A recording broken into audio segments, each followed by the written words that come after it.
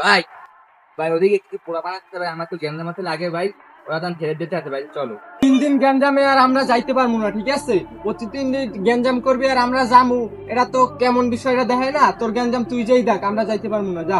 আচ্ছা ভাই।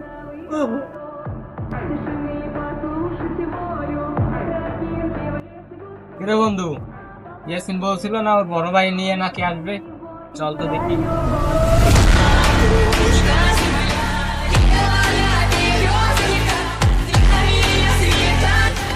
তোর বড় ভাইরা বলে আসবে এখানে।